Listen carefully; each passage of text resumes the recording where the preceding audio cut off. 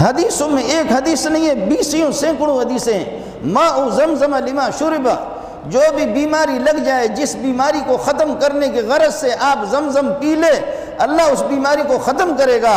شیخ الاسلام ابن قیم کہتا خدا کی قسم جو بیماریاں کائنات میں ان کا علاج نہیں ہوا، میں نے سورہ فاتحہ 7 مرتبہ، حدیث میں 7 مرتبہ کہا۔ اور ہمارا مولوی صاحب خواب دیکھتا ہے کہ ایک تبلیغی نے کہا ہے جو ہمیشہ نبی کو خواب میں دیکھتا ہے، نبی نے بتایا کہ 3 مرتبہ سورہ میں، یہ جھوٹ ہے، یہیں سے نبی حدیث کے خلاف بتایا گیا، یہیں سے تمہارے جھوٹ کا پتہ چلتا ہے۔ 3 مرتبہ سورہ فاتحہ، میں نے پہلے بھی بتا دیا کہ ان کو جھوٹ بولنے کا طریقہ بھی نہیں آتا، کم از کم اس جھوٹ میں کوئی آپ کو پکڑ تو نہ لے۔ ماء زمزم کو جس مقصد کے لیے حضرت نے فرمایا کہ سورہ فاتحہ پڑھ کر کے ہم نے دم کیا، جن بیماریوں کا علاج کائنات میں کہیں نہیں ہوا، سورہ فاتحہ زمزم پڑھ کر کے ہم نے دم کر کے ان کو دیا۔